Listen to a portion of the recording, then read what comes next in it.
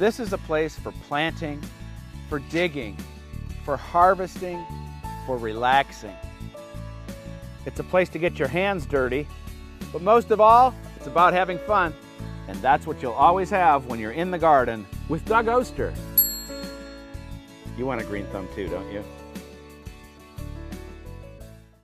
All right, Doug, here we go. We're going to do a nice gentle stretch through our tendons in our hands. So we're going to hold our arm out straight, and we're going to take our left hand, and we're just going to pull the fingers back really gently. You don't want any pain in this, and everybody has a different level of comfort. So you want to go till it just feels good. And then you want to stretch and do this with your other hand. Hold it out straight and gently pull the fingers back. Anywhere from 4 to 10 times is best. So until you feel like a nice stretch through it. Okay, next exercise. Okay, the next one, we would take a shovel. We hold it out straight, and again, keep your arms straight. You hold it, and then you drop it. And you lift it, and you drop it. The whole time keeping it out as straight as you can. And drop it. And I do this probably 10 to 12 times until your comfort level again. And the third? Third one, you just use a simple trowel. So before you start digging in the garden, you just hold it out and you stretch. You'll feel this stretch a lot more through into your shoulder and all the way down to your wrist. And you just do like this. It's very simple. And it just flexes that tendon. For you, why is it important to do this before you start work? I do this because after many years of doing this, I developed a repetitive injury in my hand, both hands actually, and I had to have surgery in my carpal tunnel. So. And doing the exercises has kept you healthy? Yes, very much so. After the surgery, I don't have any tendon issues at all. I can do all day with that, and I don't have any issues. But before, it was very painful, and it's a very painful thing to go through. I'm Patrick Martin. I'm exercise physiologist and supervisor for the Wellbeing Center at Excella Health. Today we're here at Excella Square at Norwin, and I'm here with my co-worker Ryan Taucher, who is also an exercise physiologist for the Wellbeing Center of Excella Health. What we're going to do is a couple of exercises and stretches to help you get ready for gardening and to help you to go through gardening. And we're actually going to start with the stretches at the top of the body, and we're going to work our way down to the lower body. First thing that we're going to do is going to be the neck stretch. 8 to 12 seconds for each side.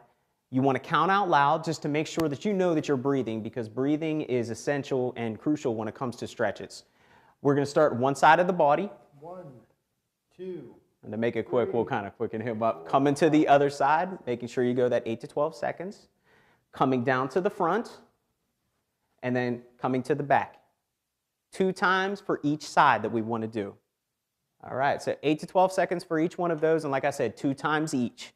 Make sure that you're breathing, and also make sure that you are counting out loud so that you know that you're breathing. Next, we're going to move down to the shoulders and the back. Ryan's actually going to wrap his arm, bringing it out and across his body, and just holding some tension on that shoulder area. Once you feel that tension, you know that you're doing that exercise correctly. Don't feel pain. Now, 8 to 12 seconds. Excellent. All right, so we're going to move down a little bit further now. We're actually going to do a lower back stretch. What Ryan's going to do is he's going to let his body fall to the ground. Excellent. Controlled, obviously. But he's going to bend those knees so he takes a lot of pressure. I'm going to come over here. He takes a lot of pressure off of his hamstrings, and he's mostly focusing on his lower back for that stretch. 8 to 12 seconds. Make sure he's counting out loud. Whenever you do this, come on back up. Slowly, don't want to do very quick movements, because remember, it's a stretch. It's not supposed to be very hard, very difficult. Now, what we're going to do is we're going to try to keep Ryan's legs a little bit more straight so that we focus on the hamstrings as well. So Ryan's going to come on down, just let his body fall, and you can see how his legs are a little bit more straight, and also his knees, they're not locked out, but they're a little bit less bent than what they were before. And then this will focus on the lower back, but more on the glute muscle and also the hamstrings. Come on up. And next is going to be the quadricep stretch. Now this is going to be the larger muscle, and Ryan's going to grab a chair in order for us to have a little assistance, because it's a little bit of a difficult stretch. Now what Ryan is actually going to do is he's going to place his foot right up on the chair, kind of have most of his shin going to be supported, and then holding onto the wall. What this is allowing the body to do is stretch out this quadricep muscle, which is in the front of the body. And if this feels a little easy, you don't feel the tension, Ryan can actually kind of dip down a little bit more where that knee is going to get bent slightly more, and then that quadricep is going to get more of a stretch in this exercise as well. Now, if you don't require the chair, if you can do this on your own, what you can do is grabbing onto a little bit above the toes or even the toes.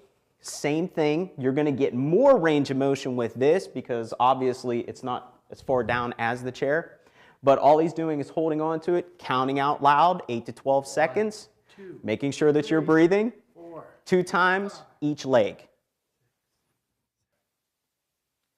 These exercises are important because they help with injury prevention by keeping the body flexible and making sure that they are constantly staying warmed up, that you don't let them go cold, you don't let them tighten up, especially over the winter. But also, whenever you're engaging them a lot during the gardening season, you want to make sure that you're getting your body warmed up, doing them before you do the gardening, and then doing them after, so you allow your body to cool down and maintain that flexibility.